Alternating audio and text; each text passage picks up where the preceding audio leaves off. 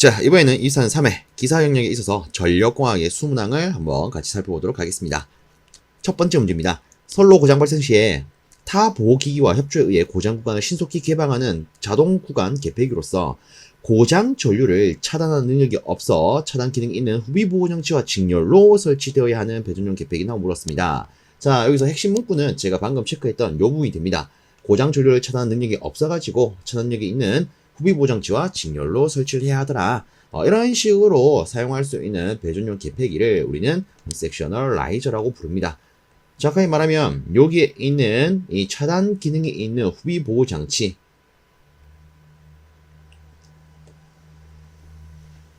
요 놈은요 리클로저가 됩니다. 그죠? 이 리클로저와 직렬로 설치하는 게 이런 섹셔널 라이저가 되겠습니다. 그래서 이 문제는 답이 이렇게 되겠더라. 자, 다음으로 두 번째 문제 또 한번 살펴볼게요. 전력 원선도에서 구할 수 없는 것은 무엇입니까? 라고 물었습니다.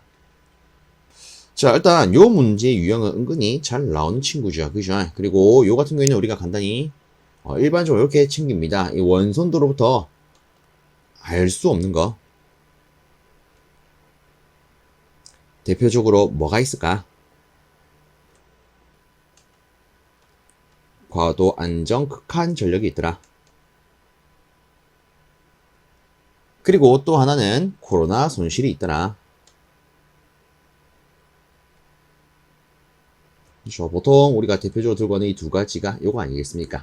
물론 이 송전단 용률 뭐 이런 것도 우리가 여기에 고려해 볼 수 있겠지만 일반적으로는 딱 요 정도 챙겨간다. 그죠? 그래서 이를 통해서 우리가 고를 수 있는 답안은 3번이 되겠습니다. 그래서 요거 다시 한번 더 확실히 잡아주시고 넘어갑니다.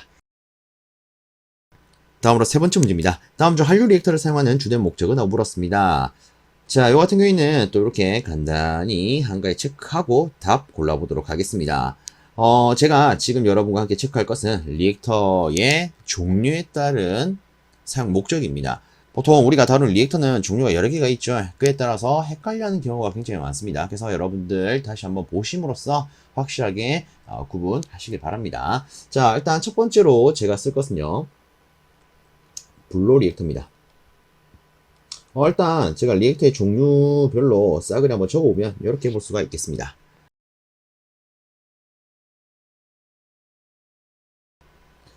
자, 일단 이렇게 리액터의 종류를 한번 다 적어봤고요. 첫 번째로 이 블로 리액터의 사용 목적에 대해서부터 먼저 한번 보도록 하겠습니다. 자, 이 친구는 왜 씁니까? 페란티 현상을 억제하기 위해서.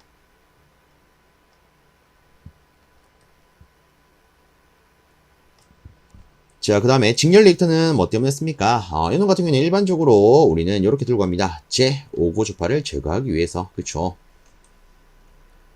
근데 뭐 참고 삼아서 하나 더 언급을 드리자면 단상 같은 경우에는요, 제3고주파를 제거하기 위해서 씁니다. 근데 일반적으로 우리가 다루는 것은 요거죠. 제5고주파. 물론 부가적으로 적으면 3상. 자, 그 다음에 소호 리액터. 요놈 같은 경우에는 우리가 이렇게 쓸 수가 있습니다. 지락 전류를 제한하기 위해서. 자, 그 다음에 한류 리액터 같은 경우에는 단락 전류를 제한하기 위해서 쓰더라.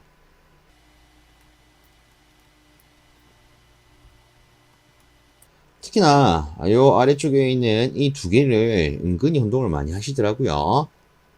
그래서 뭐 저는 보통 이렇게 말합니다. 우리 새끼손가락을 뭐라 부르죠? 다르게 소지라고도 부르죠. 그렇죠? 새끼손가락을 우리가 소지라고 합니다. 그래서 소하면 지락 전류 이렇게. 자, 그러면 좀 더 구분이 용이하겠다. 그죠? 자, 어쨌든 간에 지금 우리가 골라야 되는 것은 한류 리액터의 목적입니다. 자, 한류 리액터는 뭐를 제한하기 위해서? 단락 전류를 제한하기 위해서 3번이 답이 되겠죠. 자, 다시 한번 체크를 하면 지락 전류를 제한하는 것은 뭐다? 소호 리액터. 얘는 소호 리액터에 대한 게 되겠습니다. 자, 정도로 마무리하고 다음 문제 살펴보겠습니다. 자, 다음으로 네 번째 문제입니다. 코로나 방지 대책에 해당되지 않는 것은? 하고 물었습니다. 자, 일단 여기 주어진 보기를 보면 가선 군구류를 개량하는 것이나 혹은 굵은 전선을 사용하는 것이나 복도체를 사용하는 것은 이 코로나를 방지하기 위한 대책으로 분류가 됩니다. 그렇죠? 근데 두 번째 연관은 아니죠. 자, 그래서 답은 2번이 될 거고요. 자, 일단 이 연가에 대해서도 한번 생각을 해보겠습니다. 자, 얘는 뭐 때문에 하는 거죠? 선로 정수를 평형시켜주기 위해서. 그쵸. 자, 그래서 이 연가를 하면 선로 정수가 평형이 됩니다. 자, 그리고 우리가 또 부가적으로 생각해 볼 수 있는 것이 이 외쪽으로 얘가 평이 되면 통신 유도 장애를 경감시킬 수가 있죠. 자, 그 다음으로 뭐 정전 유도 장애도 경감할 수가 있습니다. 그리고 또 이런 것도 있죠. 소호 리액터 접지를 했을 때 직렬 공진에 의한 이상전압 방지. 뭐 이런 것들도 생각을 해볼 수가 있을 겁니다. 자, 여튼 이 문제의 답은 몇 번? 2번이 되더라. 자, 이렇게 간단히 체크하고요. 다음 문제 살펴보도록 하겠습니다. 다음으로 5번째 문제입니다. 변전소에서 비접지 선로에 접지 보용으로 사용되는 계전기에 영상 전류를 공급하는 것은 하고 물었습니다. 자, 영상 전류 공급하면 뭡니까? ZCT 아니겠습니까? 그죠? 그래서 이 문제는 우리가 딱 봤을 때 맛있게 골라 먹을 수 있는 문제가 되겠습니다. 이어서 아래쪽에 6번째 문제입니다. 동기조산기에 대한 설명으로 틀린 것은 하고 물었습니다. 자, 첫 번째 보기. 시충전이 불가능하다. 얘는 시충전이 가능하죠. 그래서 답은 바로 1번이 되겠습니다. 자, 그 외쪽으로 보면 이 동기조산기는요, 기타 블로 리액터나 전력용 콘덴서랑 달리 전압 조정이 연속적입니다. 제가 방금 언급을 했던 블로 리액터나 전력용 콘덴서 같은 경우에는 실제 전압 조정이 불연속적이죠. 그렇죠. 자, 그 다음으로 이 블로 리액터 같은 경우에는 우리가 지상 전류를 취할 수가 있더라. 콘덴서는 진상 전류를 취할 수가 있더라. 이렇게 말할 수 있는데 이 동기조산기는요, 내 입맛에 따라서 둘 다 쓸 수가 있습니다. 그렇죠. 자, 좀 더 정확하게 말하면 과여자로 운전했을 때 이 앞선 전류, 즉 진상 전류를 취할 수가 있고요. 부족 여자로 운전하게 되면 뒤진 전류, 다르게 지상 전류를 취할 수가 있습니다. 그래서 얘들은 싹 다 맞는 거, 그쵸? 그래서 답은 이렇게 1번이더라 체크를 해봤고요. 다음 문제 이어서 살펴보도록 하겠습니다. 다음으로 7번째 문제입니다. 가스 절연 개폐 설비의 특징에 대한 내용으로 틀린 것은? 하고 물었습니다. 자, 일단 주어진 보기를 보면서 바로 한번 체크를 해볼게요. 대기 절연을 이용한 것에 비하여 현저하게 소형할 수 있으나 그죠? 비교적 고가일 수밖에 없죠. 얘는 맞는 말. 네, 두 번째, 소음이 적고 충전부가 완전 밀폐형으로 되어 있기 때문에 안정성이 높더라. 그렇죠. 실제 이 가스 절연 개폐 설비는 SF6 가스라고 하는 특수 가스를 사용을 합니다. 물론 얘의 특징도 우리가 좀 고려를 해보면 이 친구는요, 일단 무색, 무도, 무치, 그리고 무해양 가스로 분류가 됩니다. 그죠? 그 다음에 소호 능력. 요놈이 공기에 비해서 대략 100에서 200배 정도가 되고요. 그 다음에 절연 내력은 2배에서 3배 정도가 됩니다. 능력이 뛰어나죠. 그죠? 자, 그리고 이놈 같은 경우에는 난연성 그리고 불활성의 성질을 갖고 있는데 실상 이렇게 보면 안전할 수 있겠지만 실제 이 SF6 가스는요, 뭐 참고로만 들으시면 지구 온난화를 야기시키는 가스로 분류가 됩니다. 그래서 이 같은 경우에는 어쨌든 우리 입장에서는 굉장히 좋겠으나 전체로 보면 조금 애로사항이 있죠. 그래서 이놈을 쓸 때는 완전 밀폐형으로 쓸 수밖에 없습니다. 그렇기 때문에 소음이 적겠죠. 그리고 당연히 완전 밀폐형이기 때문에 안정성이 높을 수밖에 없겠다. 그죠? 자, 그 다음에 세 번째, 가스 압력에 대한 엄중 감시가 필요합니다. 그쵸. 요놈의 상태가 어떤지 이런 거 엄중히 감시할 필요가 있습니다. 자, 근데 다만 우리 앞에서 봤다시피 이 친구는 밀폐형으로 구성이 되기 때문에 그쵸. 이 가스를 쓰려면 애초에 이 가스 쓰는 장비는 밀폐형으로 구성이 되어야 하기 때문에 내부 점검 및 부품 교환이 굉장히 번거로울 수밖에 없습니다. 그래서 얘도 맞는 말. 자, 네 번째, 한랭지 산악지방에서도 액화 방지 및 산화 방지 대책이 필요 없다? 아니죠. 실제 이 SF6 가스는요, 이 한랭지에 있어서 이 액화 방지 대책이 필요합니다. 그래서 요거는 틀렸더라. 그래서 답은 4번 고를 수 있는 문제가 되겠습니다. 자, 그래서 이런 게 나왔구나 봐주시고요. 다음 문제 이어서 보겠습니다. 다음으로 8번째 문제입니다. 가공 송전선에 사용하는 애자련 중 전압 부담이 최대인 것은? 하고 물었습니다. 자, 그럼 여기서 우리 하나 체크하고 넘어가 보도록 합시다. 실제 뭐 요런 유형의 문제는요, 은근히 또 나오고 있는 놈인데, 자, 여기서 우리가 체크해 볼 것은 요겁니다.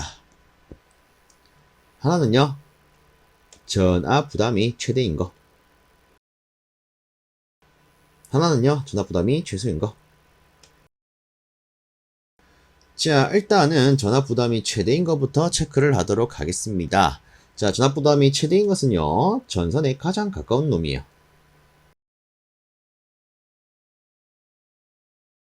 그렇죠? 실질적으로 뭐 전선에 바로 붙어 있으면 그에 대한 영향을 직방으로 받지 않겠습니까?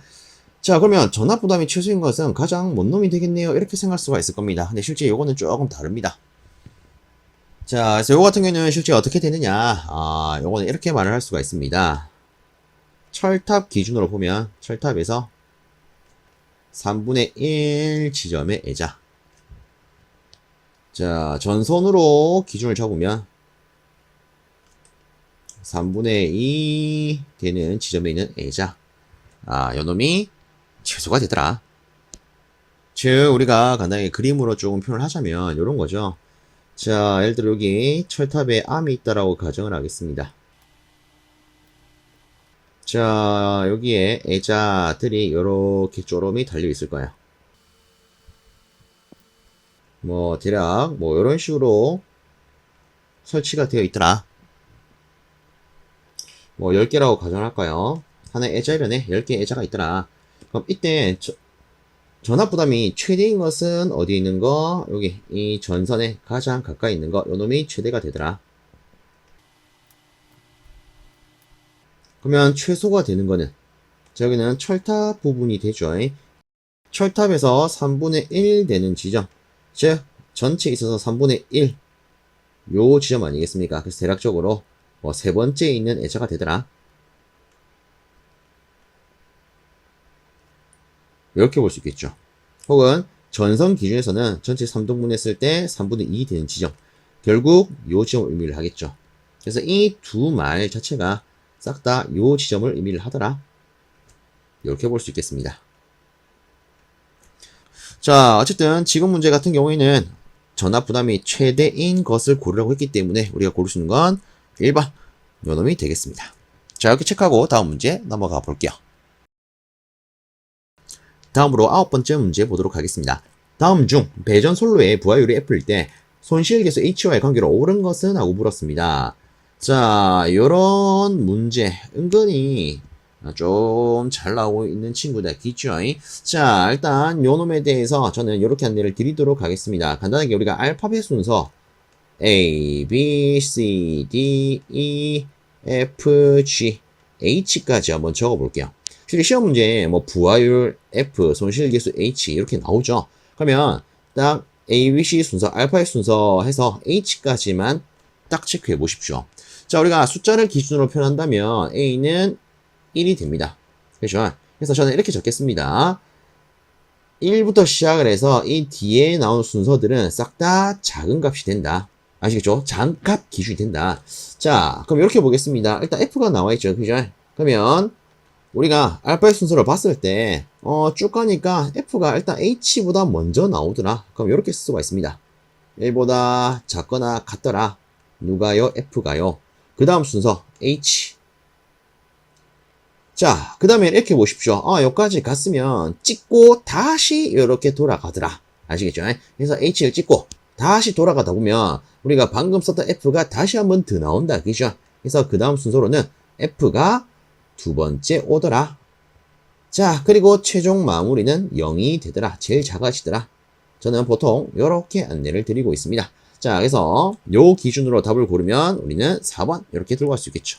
그래서 이렇게 들고 가면 그래도 은근히 혼동도 안 되면서 쉽게 들고 갈 수 있지 않을까 싶은데, 혹시나 더 좋은 아이디어가 있다면 저도 좀 알려주세요. 아시겠죠? 자, 어쨌든 요 정도로 마무리하고 다음 문제로 넘어가 보겠습니다. 자, 10번째. 전격 전압이 7.2kV 그리고 전격 차단용량이 100MVA인 삼상 차단기의 전격 차단 전류는 약 몇 kA인가? 라고 물었습니다. 자, 그럼 여기서 우리가 일단 떠올려야 되는 수식은요. 전격 차단 용량에 대한 수식이 됩니다. 자, 얘는요. 루트 3에다가 전격 진압에다가 전격 차단 전류가 됩니다. 그쵸? 그럼 끝났네요. 우리가 지금 골라야 되는 것은 전격 차단 전류 아니겠습니까? 그럼 위에 있는 이 수식을 가지고 바로 전격 차단 전류에 대한 수식으로 바꾸면 루트 3V분의 차단 용량이 될 거예요. 그럼 여기다가 그대로 쓰면 100 곱하기 10의 6승에다가 루트 3 곱하기 7.2 곱하기 10의 3승 하면 되겠다. 그죠? 물론 여기서 이거 약분하면 10의 3승이 되어서 이놈 자체가 바로 킬로로 표현이 될 겁니다. 그럼 우리는 나머지만 계산기에 두드리면 되겠네요. 자, 여기서 계산기를 두드려 보면 이 친구가 8kA가 되는 걸 확인할 수가 있습니다. 그럼 우리가 고를 수 있는 건 4번이 되겠다. 그죠? 자, 이렇게 체크하고 또 다음 문제로 넘어가 보겠습니다. 자, 다음으로 11번째 문제입니다. 송전단 전압이 345kV, 수전단 전압이 330kV, 송수전 양단의 변압기 리액턴스는 각각 10Ω과 15Ω이고 솔로의 리액턴스는 85Ω인 계통이 있답니다. 이 솔로에서 전달할 수 있는 최대 유효 전력은 하고 물었어요. 자, 일단 요 같은 경우에는 이렇게 한번 접근을 해볼게요. 지금 여기에 주어진 조건을 다시 한번 체크를 해보면 송전단 전압이 나와 있습니다. 345kV라고요. 그 다음에 수전단 전압이 330으로 나와 있어요. 그리고 보면 각각의 리액턴스들이 쪼롬이 나와 있습니다. 리액턴스. 자, 이렇게 우리가 조건을 다시 한번 끄집어 봤을 때 이걸 가지고 유효 전력을 계산한다? 그럼 우리가 쓸 수 있는 관계식은 요 놈이 있을 거예요.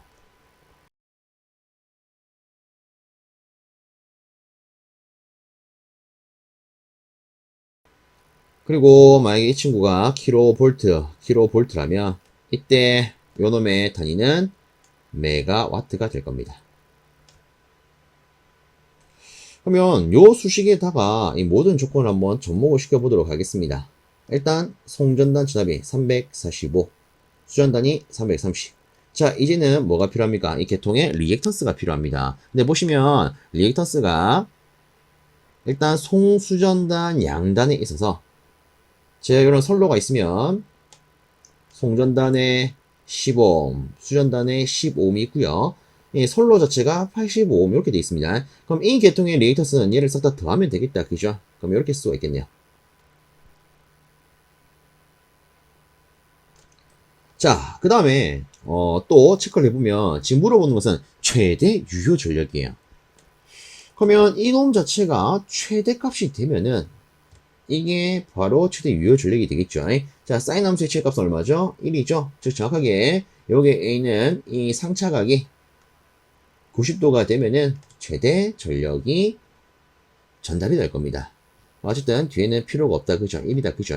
그래서 요거를 계산기에 두드리면 이거 끝나겠네요. 자, 그래서 계산기 한번 두드려 봅니다. 계산기에 두드리면 1035 이렇게 나올 거예요. 그래서 우리가 고를 수 있는 답안은 1번이 되겠더라. 그죠?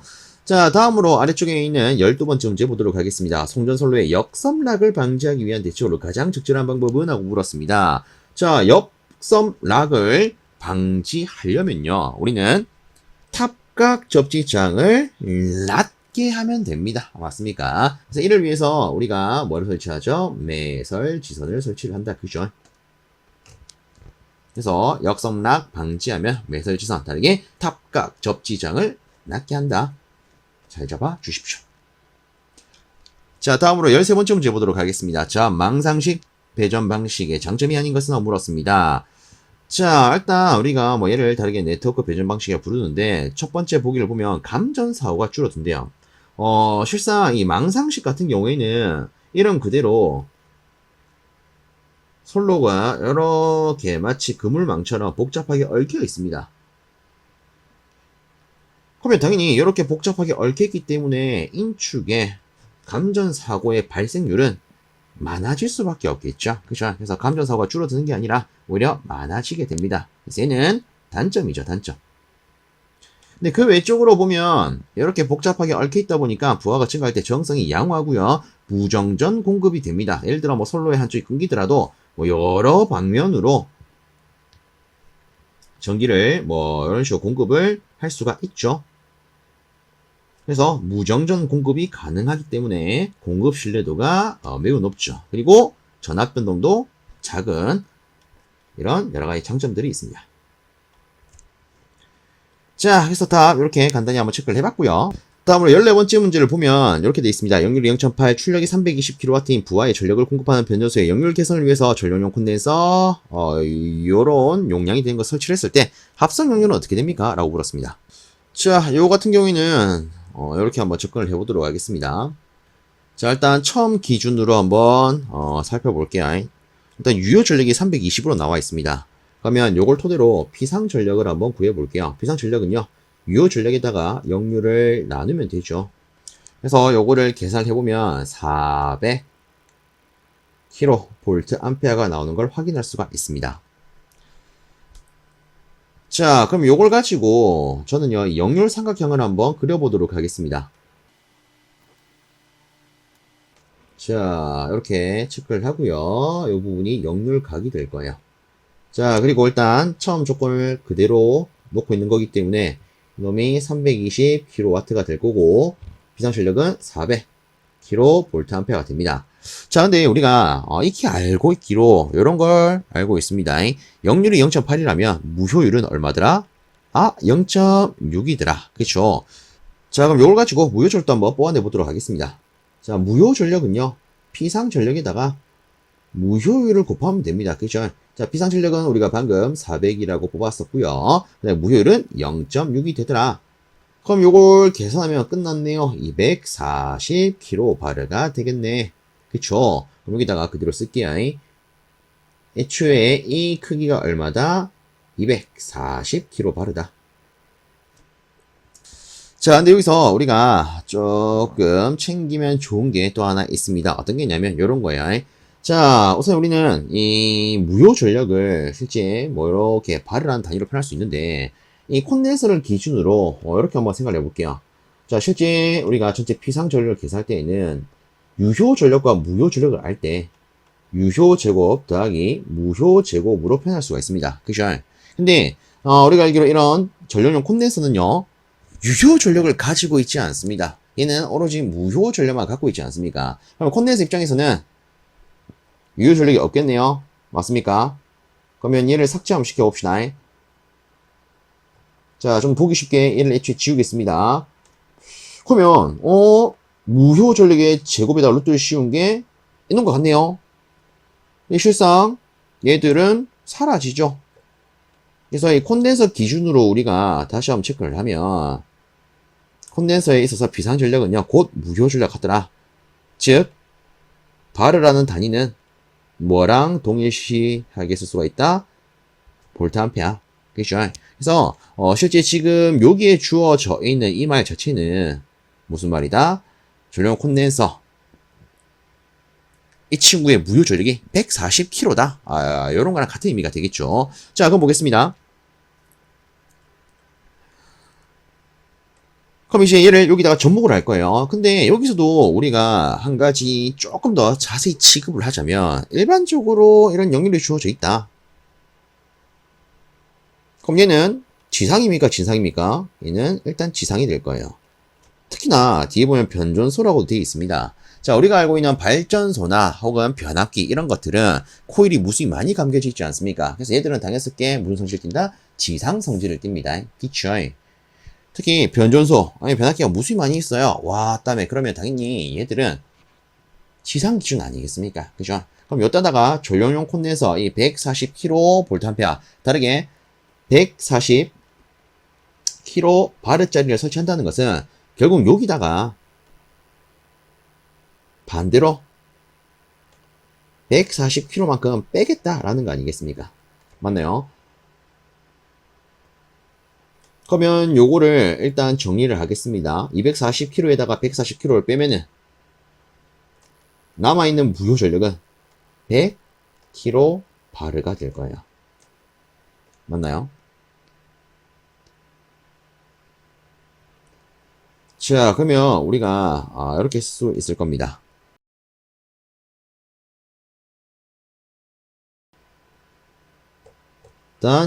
일단 이렇게 콘덴서를 설치를 하고 나니까 지금 부하는요, 애초에 뭐 출력이 320kW 이렇게 쓴다라고 나와 있기 때문에 얘는 그대로 쓸 수가 있을 거고요. 지금 콘덴서를 설치함으로써 뭐가 바뀌었더라? 무효 전력이 바뀌었더라. 얼마로? 100kB로. 그쵸? 그러면 여기서 우리가 전체 역류를 다시 계산하려면 여기 있는 피상 전력을 따져봐야 될 겁니다. 그럼 요거는 이렇게 바로 쓸게요. 320제곱 더하기 100제곱이라고요. 그쵸? 이렇게 써도 관계없겠죠? 그러면 요 조건 하에서, 즉 전력 콘덴서를 설치한 조건 하에서의 합성 역률은 어떻게 됩니까? 뭐 피상 전력분의 유효 전력이 될 거니까 방금 우리가 했던 것대로 루트 320제곱 더하기 100제곱분의 320 넣으면 되겠죠. 그래서 요거를 계산기에 두드려 보면요. 계산기에서는 0.95 정도의 값이 나옵니다. 그럼 우리가 고를 수 있는 답안은 바로 2번이 되겠더라. 그죠? 자, 이렇게 한번 제가 풀어봤고요. 이어서 다음 문제 살펴보도록 하겠습니다. 다음으로 15번째 문제 보도록 하겠습니다. 파동 임피던스가 500옴인 선로에 파동 임피던스가 1500옴인 변압기가 접속이 되어 있답니다. 선로로부터 600kV의 전압파가 들어왔을 때 접속점에서의 투과파 전압은 하고 물었습니다. 자, 여기서 또 하나 체크를 해보도록 하겠습니다. 자, 일단 최대한 간단히 체크를 했을 때, 자, 여기를 선로 측이라고 가정을 할게요. 자, 여기는 접속점이 있을 거고요. 뒤에 변압기가 있다라고 보겠습니다. 변압기. 자, 이 친구의 특성 임피던스, 즉 파동 임피던스가 얼마다? 1500이다. 자, 여기서 우리가 어떤 입사파가 이렇게 들어온다라고 했을 때, 얘를 V1이라고 쓸게요. 어떤 입사파가 들어온다라고 했을 때, 실제 임피던스가 서로 다른 것들이 접속이 되어 있는 이런 접속점에서는요, 일부는 이런 식으로 반사가 발생을 하게 되고요. 일부는 이런 식으로 투과가 발생을 하게 됩니다.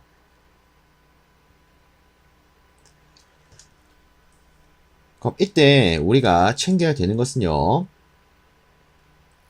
첫 번째 투과 계수, 두 번째 반사 계수가 됩니다. 자, 일단 투과 계수는 보통 이 타우라고 표현하고 반사 계수는 로우라고 표현하는데, 어쨌든 뭐 이게 중요한 게 아니고 이놈들을 구하는 수식이 중요한 거 아니겠습니까? 그죠? 자, 그러면 이놈들의 수식은 어떤 꼬라지로 나타나느냐? 자, 우선적으로 이 두 친구들은 분모항은 똑같습니다. 근데 저는 보통 이 뒤에 거를 기준으로 이렇게 안내를 드립니다. Z2 플러스 Z1이라고요. 아래쪽에 있는 반사계수도 마찬가지입니다. Z2 플러스 Z1. 그럼 이때 투과계수는 분자에 뭐가 들어갑니까? 자, 투과계수, 2가 들어가 있어요. 그래서 2, 2 하면 숫자 2 떠올릴 수 있겠네요. 그쵸? 그래서 2니까 숫자 2. 이거 영어로 하면 2 아닙니까? 그죠? 이거 그대로 쓰고요. 기준이 되는 값을 그대로 갖고 올 겁니다. 즉, 뒤에 거, 여기 부하측에 있는 값을 그대로 갖고 올 거예요. 자, 그 다음에 반사계수는요, 이렇게 보시면 됩니다.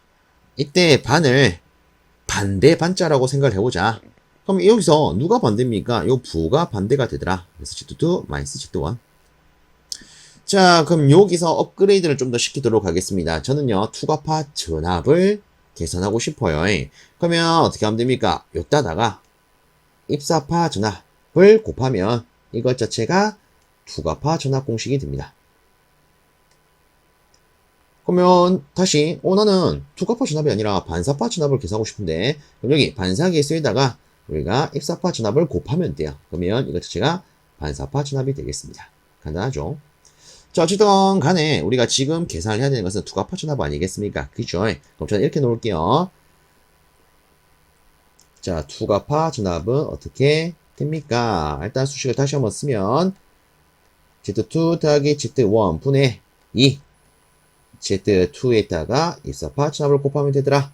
자, 주어진 값을 그대로 쓰겠습니다. 자, 부하측, 즉 뒤쪽에 있는 이 변압기에 있어서 임피던스는 1500이죠. 자, 그러면 다시 여기다가 1500 쓰고 뒤에는 선로에 대한 각 500 곱하기 600kV 이렇게 쓰면 끝나겠네요. 자, 이거를 계산기로 계산해보면 900kV라는 값이 나오는 걸 확인할 수가 있습니다. 그래서 이 문제에 있어서 두가파시 답은 900이 되겠더라. 끝. 자, 다음으로 아래쪽에 있는 16번째 문제 보도록 하겠습니다. 3상 3선식 송전선에서 L을 작용 인덕터스라 하고요. L 및 LM을 대지를 기로로 하는 일선의 자기 인덕터스 및 상호 인덕터스라고 할 때 이들 사이의 관계식은 하고 물었습니다. 요 같은 경우에는, 저는 요렇게 좀 언급을 드려볼게요. 솔직히 이 문제가 이전에도 몇 번이고 나왔었는데, 요거는 암기하는 게 그냥 단순히 공식을 암기하는 게 편할 수 있습니다. 그래서 답은 실제 2번이 돼요. 그래서 자기 인덕터스에다가 상호 인덕터스를 뺀 값이 되더라. 근데 요거를 진짜 단편적으로 이렇게 한번 체크를 해보겠습니다. 뭐 3상 3선식 송전선이 있대요. 어쨌든 여기에 송전선이 뭐 이렇게 그냥 간단히 하나 있더라. 잡아보겠습니다. 아시겠죠? 그리고 뭐 일선에 자기 인덕터스 및 상호 인덕터스 기준으로 나와있기 때문에 여기 뭐 하나만 체크를 할게요. 예를 들어 요 안에 전류가 이렇게 들어간다라고 가정을 하겠습니다. 그럼 이때 이 대지를 뭘로 하겠다? 기로로 하겠다. 그럼 대지에서는 전류가 뭐 이런 식으로 정한다라고 볼 수 있겠죠. 그죠? 그러면 여기서 이렇게 한번 살펴볼게요. 자, 여기 전류가 흐른다라고 치면은 당연히 이 도체에 대한 자기 인덕턴스가 발생을 할 겁니다. 맞습니까? 그리고 다른 쪽에서 영향을 받아서 형성되는 상호 인덕턴스도 물론 있을 거예요. 그럼 요거를 이렇게 한번 해석을 해볼게요. 자, 우리가 암페어 오른손 법칙에 의해서 여기에 전류가 이렇게 흐를 때 발생하는 자개 방향을 체크를 하면 이런 식으로 체크를 할 수가 있을 겁니다. 자, 그 다음에 여기 대지에 흐르는 걸로 인해서 발생하는 자개는 이런 식으로 형성이 될 거예요. 자, 여기서 이렇게 한번 살펴볼게요. 실제 이 전선과 대지가 떨어져 있는 간격이 있을 거고요. 그리고 이 전선으로부터 위쪽에 무한히 넓은 또 어떠한 공간이 또 있을 겁니다. 그죠? 어쨌든 이 도체에 전류가 흐르게 되면 이 자개는요, 이런 형태로서 계속 퍼져나가는 꼴로 작용을 하게 될 거예요. 근데 문제는 요거 아니겠습니까? 이 대지로부터 형성되는 자개는요, 이렇게 형성이 돼요. 우리가 조금 범주를 넓혀서 온다면 요 부분에 작용하는 전류에 의한 자개는요, 뭐 이런 식으로 작용을 하게 될 겁니다. 그럼 일단 이 바깥쪽 영역에서는 이 전선에 흐르는 전류가 작용하는 자개와 요게 작용하는 전류가 작용하는 자개 방향이 반대이기 때문에 이는 상쇄가 일어날 겁니다. 맞습니까?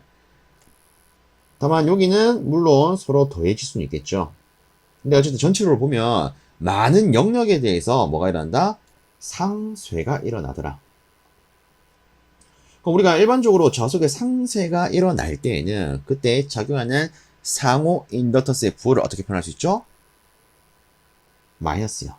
맞습니까? 그래서 일단 물론 한쪽 기준으로 보면은 더해진다고 볼 수 있겠지만 우리가 전체 영역으로 봤을 때는 큰 영역에서 상쇄가 일어나기 때문에 전체적으로 마이너스 기준으로 생각할 수가 있을 거고요. 그럼 그에 따라서 여기에 작용하는 인덕턴스는 LE 마이너스 L 이렇게 될 겁니다. 그래서 답이 2번이 되겠더라. 물론 저는 진짜 단편적으로 최대한 간단히 이렇게 언급을 드려봤습니다. 실제 정석대로 제가 안내를 드린 것 아닙니다. 그래서 요거는 이렇게 뭐 참고적으로만 보시면 어떨까 싶습니다. 아시겠죠? 다음으로 17번째 문제입니다. 가공 송전선로의 정전 용량이 0.005 마이크로페로 퍼 킬로미터이고 인덕턴스는 1.8mH 퍼 킬로미터다. 이때 파동 임피던스는 몇 ohm입니까? 라고 물었습니다. 자, 다시 한번 체크를 할게요. 이 파동 임피던스 같은 경우에는 우리가 다르게는 고유 임피던스 혹은 공칭 임피던스 혹은 특성 임피던스라고도 부릅니다. 그쵸? 여러 가지 이름이 있어요. 자, 이 친구를 Z0라고 쓰면은 이놈은요, 일단 첫 번째 I분의 V로 표현할 수가 있습니다. 그 다음에 루트 병렬 어드미턴스분의 직렬 임피던스로 표현할 수가 있고요. 이를 조금만 더 자세히 쓴다 하면 이렇게도 쓸 수가 있습니다. 컨덕턴스 더하기 J 오메가 정전 용량 분의 R 더하기 J 오메가 L. 특히나 이 교류 회로 같은 경우에는 우리가 이렇게 표현할 수가 있고요. 그쵸? 자, 그 다음에 자개분의 전개로도 표현할 수가 있고 루트 입실론분의 뮤로도 표현할 수가 있습니다. 그래서 뭐 전자기압, 회로, 전력에서 나오게 되는 모든 수식 관계를 정리하면 이렇게 쓸 수가 있죠. 그렇죠? 그래서 요거는 같이 묶어서 이런 식으로 들고 가보십시오. 아시겠죠? 자, 어쨌든 지금 주어진 조건은 정전 용량과 인덕턴스가 있기 때문에 우리는 요거를 활용하면 될 겁니다. 자, 그래서 이거 기준으로 바로 답을 계산을 때려 보겠습니다. 그러면 이렇게 쓸 수 있겠죠. 정전 용량 자리는 0.005. 일단 마이크로라고 되어 있기 때문에 곱하기 10에 마이너스 6승. 자, 그 다음에 인덕턴스 부분에는 1.8 밀리가 주어져 있기 때문에 곱하기 10에 마이너스 3승. 요거 계산기 두드리면 끝나겠다. 그죠? 그래서 계산기를 두드려 보니까 계산기에서는 600이라는 값을 퇴하고 뱉어냅니다. 그래서 이런 거 나오면 맛있게 여러분들 드셔야 됩니다. 알겠죠? 이거 굉장히 중요하더라. 자, 다음으로 18번째 문제 보도록 하겠습니다. 수력발전소에서 사용하는 곡선으로 횡축의 일수 그리고 중축의 유량을 표시한 곡선은 뭡니까? 라고 물었습니다. 자, 이렇게 표시되는 곡선을요, 우리는 유황곡선이라 부를 수가 있습니다. 그래서 뭐 간단히 또 한번 체크를 해보면 여러분들이 익히 알고 있는 이 유황곡선은요,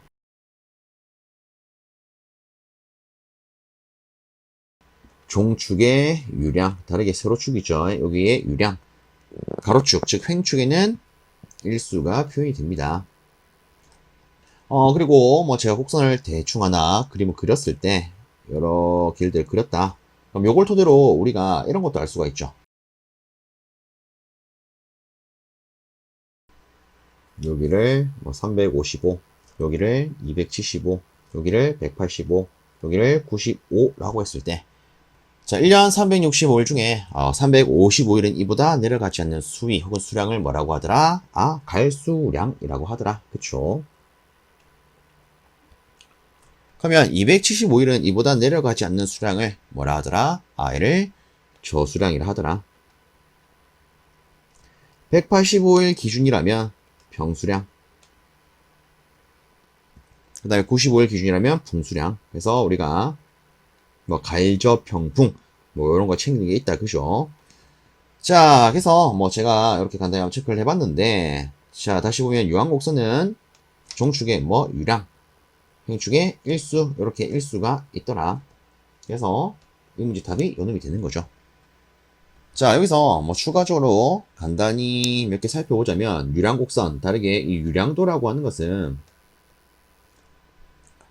하체 유량을 뭐 시간적 변화에 따라 표시한 곡선을 의미를 하는데 실제 요놈 같은 경우에는 종축의 유량을 표시합니다. 근데 횡축은 일수가 아니라 정확하게는 월로 표현합니다. 월. 아시겠죠? 월로. 자, 그 다음에 세 번째. 요거 오타네요. 전산이 아니고 얘는 적산입니다. 적산. 자, 적산 유량 곡선 같은 경우에는 종축에 적산 유량이 들어가고요. 횡축에는 일수가 들어갑니다. 얘는 여기 조금 다르죠. 그냥 유량이 아니라 정확하게 적산 유량이 됩니다. 그래서 얘는 땡이더라. 그리고 한 가지만 더 챙기자면 이 적산 유량 곡선은 뭐 결정에 사용이 됩니까? 여기 시험에 나온 적도 있죠. 이 친구는 저수지 용량 결정에 사용이 됩니다. 그래서 이렇게 눈으로나마 다시 한번 더 보심으로써 체크를 해 주십시오. 아시겠죠? 자, 다음 문제 살펴보도록 하겠습니다. 자, 다음으로 19번째 문제 보도록 하겠습니다. 수차의 특유 속도를 나타내는 계산식으로 옳은 것은 물었습니다. 단, U 너차를 H, 수차의 출력을 V, 그 다음에 수차의 전격 연수를 N이라고 한다. 여기서 맞는 거 골라봐라. 이렇게 지금 주어졌습니다.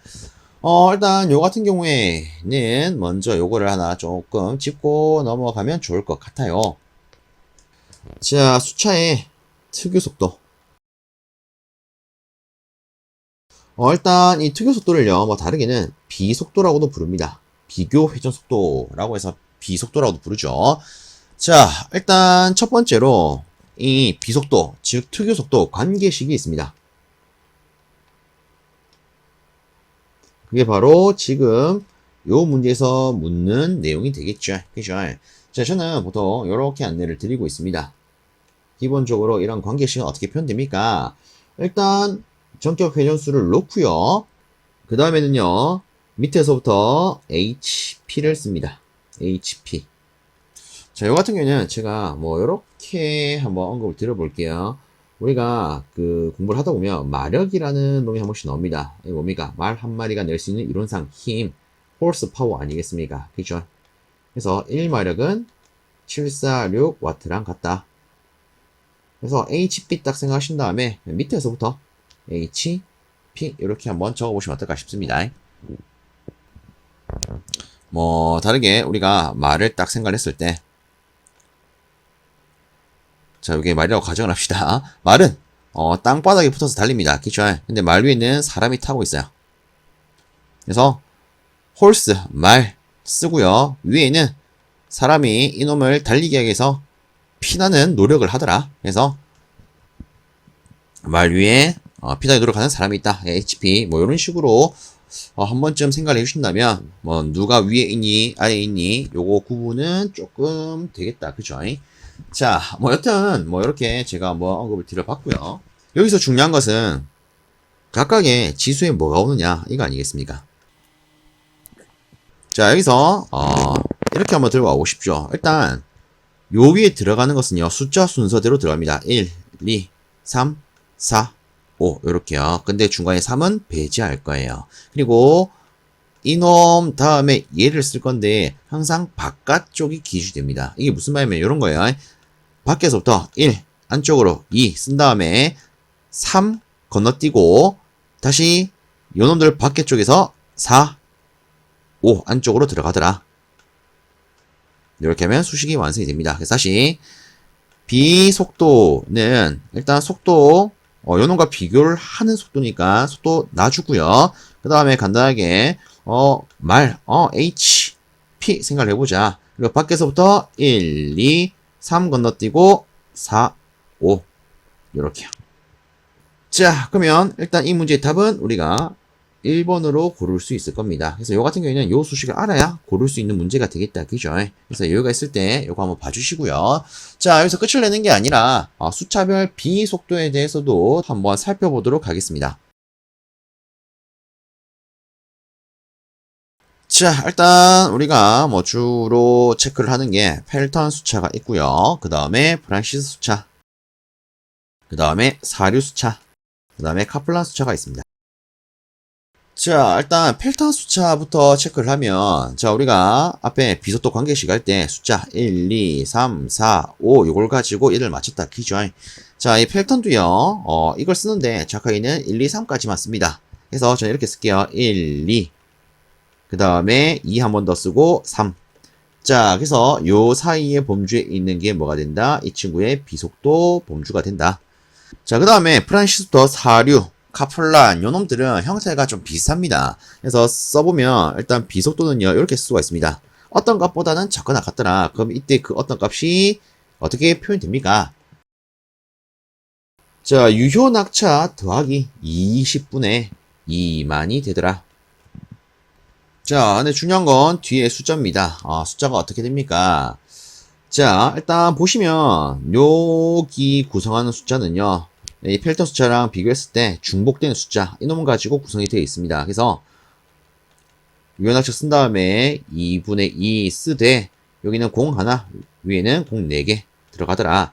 자, 그럼 뒤에는 어떻게 되냐면 요놈부터 순차적으로 올라간다라고 보시면 됩니다. 즉 우리가 앞에 펠턴 숫자까지는 요 숫자를 썼죠. 그럼 이제는 이놈부터 거꾸로 한 단계씩 올라간다라고 보시면 돼요. 지금 요런 거죠. 프란시스 숫자는 이 뒤에 뭐가 붙더라? 30이 붙더라. 그럼 사류는요? 일단 나머지 똑같습니다. 요것도 미리 조금 적어 놓도록 하겠습니다. 나머지는 순서대로 3 했으니까 4, 5가 되더라. 물론 제가 뭐 이렇게 수차별 비속도도 한번 적어봤지만 솔직히 우리 입장에서는 비속도가 큰 순서 이렇게 쭉 챙기면 되는 거 아니겠습니까? 맞습니까? 그래서 카플란, 사류, 프란시스, 헬턴. 그래서 카사노바의 프로펠러. 저는 뭐 이런 식으로 언급을 하고 있는데 어쨌든 솔직히 뭐 얘를 자세하게 알기보다는 요 순서를 우리가 아는 게 좋죠. 그렇죠? 비속도가 큰 순서는 요런 순서를 갖더라. 자, 여튼 이 문제를 보면서 추가적으로 이런 것도 한번 살펴봤습니다. 자, 여기서 마무리 짓고요. 다음 문제 살펴보겠습니다. 자, 라스트 20번째 문제입니다. 출력이 185,000kW의 화력발전소에서 매시간 140톤의 석탄을 사용한다고 합니다. 이 발전소의 열 효율은 얼마예요? 라고 물었습니다. 단 석탄의 발열량은 요렇게 되어 있더라. 자, 그럼 여기서 또 하나 체크를 해보겠습니다. 자, 실상 우리가 조금 구분을 하면 좋은 게 이 화력 발전 수식과 전열기 수식이 있습니다. 근데 이 두 수식은요, 저는 보통 이렇게 들고 와요. 860번 PT를 받으면 시멘트를 쉽게 옮기겠더라. 그렇죠? 860번 PT를 받으면 시멘트를 쉽게 옮겨요. 자, 요거를 우리가 기준식으로 잡고요. 좀 더 정확하게 들어갔을 때 화력 발전 수식으로 쓰고 싶습니다. 그럼 이때는 어떻게 됩니까? 자, 여기에 있는 델타 T가 빠지고요. 나머지가 쓰입니다. 860pt는 CM까지. 자, 그 다음에 전열기. 전열기는 일단 요거를 다 씁니다. 860pt는 CM 델타 T.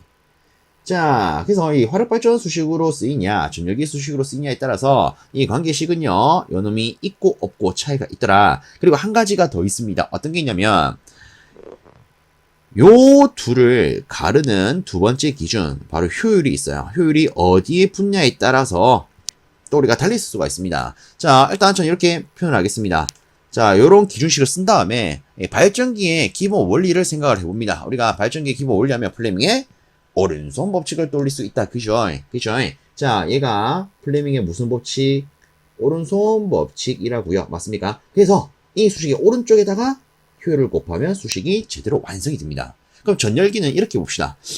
일단 이 전열기는 실제 부하로 사용되는 친구 아닙니까? 그럼 부하에서 사용되는 것 중에 뭐가 있느냐?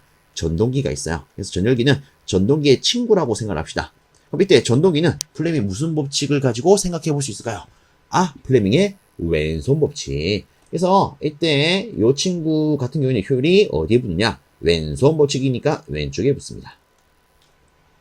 특히 실기나 이런 데 가면 이 효율이 어떤 수식에 있어서 어디에 붙냐, 와 이거 겁나 헷갈린다, 이렇게 고민하시는 분들이 굉장히 많아요. 그래서 이렇게 한번 구분해 보십시오. 자, 어쨌든 우리는 요거를 딱 쓰면 됩니다. 그쵸? 자, 요걸 가지고 이제 답 바로 골라볼게요. 일단 열 효율에 대해서 우리가 계산해야 되기 때문에 효율 입장으로 수식을 다 돌리겠습니다. 그러면 수식 꼬라지는 이렇게 나오겠죠. 여기다가 주어진 걸 그대로 쓰겠습니다. 자, 우선적으로 여기 있는 C가부터 쓰도록 하겠습니다. 뭐 참고로 말하면 우리가 이 발전기 수식으로 쓸 때 이 C를 발열량이라 불러요. 네, 전열기로 쓸 때에는 얘를 비열이라고 부릅니다. 자, 어쨌든 이 C에 대한 각 4000 요 놈을 그대로 넣어보도록 하겠습니다. 자, 그 다음에 이 M은 질량을 의미를 하죠. 그쵸? 자, 여기서 우리가 이 석탄을 얼만큼 썼느냐, 140톤을 썼대요. 근데 좀 더 정확하게 들어가면 이 질량의 단위는요 킬로그램이 됩니다. 근데 지금은 톤으로 주어져 있어요. 그죠? 그럼 다들 알고 계시겠지만 1톤은 몇 킬로그램과 똑같습니까? 1000kg. 예, 맞나요? 그럼 우리는 요따다가 이렇게 써야겠네요. 140 그대로 쓰는 게 아니라 요따다가 10의 3승까지 취해줘야 된다. 그쵸? 자, 네, 분자에 860 쓰고요. 자, 출력 185,000 그대로 쓰겠습니다. 그리고 한 가지 더, 지금 이 발열량이 킬로칼로리 퍼 킬로그램으로 되어 있어요. 그죠? 그럼 이때 얘는 어떻게 써야 됩니까? 킬로와트로 써야 되죠. 그래서 여기 주어진 킬로와트를 그냥 그대로 썼습니다. 별도의 뭐 환산해서 킬로를 나타낸답시고 이렇게 안 했어요. 아시겠죠? 그대로 쓰시면 됩니다. 자, 그 다음에 시간이 필요한데, 시간은 지금 보면 매시간. 시간은 지금 보면 매시간. 이렇게 되어 있습니다. 그럼 얘는 그냥 1 넣으면 되겠죠. 매시간이니까. 자, 그래서 이거를 계산기에 한번 두드려 봅시다. 그러면 계산기에서는 0.2841이라는 값을 뱉어낼 거예요. 자, 일단 보세요.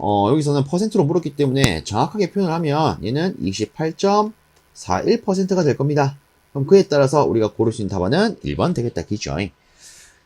자, 일단 이렇게 하면은 요번에 확인된 수문항의 풀이가 끝이 났습니다. 모쪼록 지금까지 우리 같이 본 이 내용들이 여러분들 합격에 조금이라도 도움이 될 수 있었으면 좋겠습니다.